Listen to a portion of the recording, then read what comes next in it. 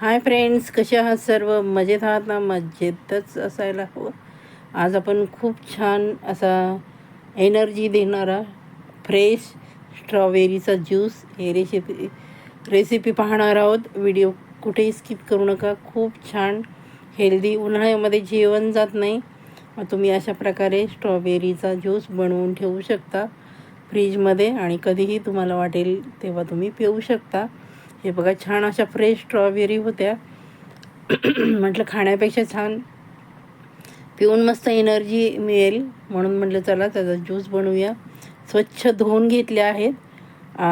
चला तर मग रेसिपीला सुरुवात करूया. त्यासाठी आपण सर्वप्रथम सब्जा घेतला आहे. तुम्हाला कुठल्याही किराणा मालाच्या दुकानात हा अवेलेबल होईल. त्यामध्ये आपण पाणी घालून धुवून नंतर आपण पुन्हा पाणी घालून तो भिजत ठेवला आहे. त्यानंतर स्ट्रॉबेरीचे जे देठ आहेत ते आपण काढून घेणार आहोत. खूपच हेल्दी आणि खूप छान असा टेस्टी होतो. अशा प्रकारे अवश्य तुम्ही बनवून बघा आणि बनवल्यानंतर कसा झाला ते मला सांगायला अजिबात विसरायचं नाही. खूप टेस्टी होतो. लहानांपासून मोठ्यांना सर्वांनाच आवडेल. त्यानंतर मी साखर घातली आहे. तुमच्या आवडीप्रमाणे कमी जास्त घालू शकता. मी 2च चमचे घातले आहे आणि 1च पिंच मी इथे मीठ घातलं आहे, काळं मीठ. त्याने खूप छान चव येते. अशा प्रकारे बघा आपण मिक्सरमध्ये फिरवून घेतलं आहे. एकदम करायला सोपी रेसिपी आहे मैत्रिणींनो. त्यामुळं पूर्ण व्हिडिओ पहा. मी फ्रीजमध्ये ठेवला होता. त्यानंतर बघा आपण ग्लासमध्ये सर्व करत आहोत.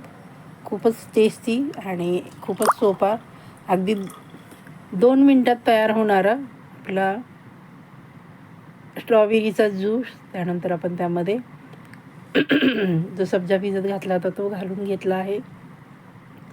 सब्जा पण थंडावा देणारा आहे. उन्हाळ्यामध्ये अवश्य तो वेगवेगळ्या ज्यूसमध्ये बनवून प्या.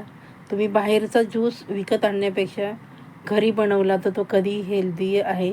त्यामध्ये आपण अजिबात प्रिझर्वेटिव्हचा वापर करत नाही. बाहेरचे जे पेय मिळतात त्याला प्रिझर्वेटिव्ह वापरलेलं असतं आणि लहान मुलांना ते खूपच घातक असतं मैत्रिणींनो. त्यामुळं अशा प्रकारे ज्या सीझनमध्ये फळं मिळतात त्या सीझनमध्ये तुम्ही मुलांना ज्यूस पाजा, कारण मुलं फळं खात नाहीत.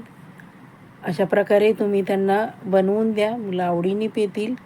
एवढं छान होतं आणि करायला अजिबात वेळ लागत नाही. फक्त स्वच्छ धुवायची, त्याची वरचं हिरवं देठ आहे तो काढायचं, मिक्सरला फिरवायचं, आवडीप्रमाणे साखर घालायची, झालं मग तयार.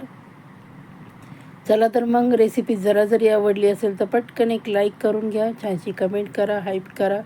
व्हिडिओ कुठून पाहतात ते कमेंट्स करायला अजिबात विसरायचं नाही आणि तुमच्या मित्रमैत्रिणींमध्ये शेअर करायची आहे. चला तर भेटूया पुढच्या रेसिपीमध्ये. Bye bye.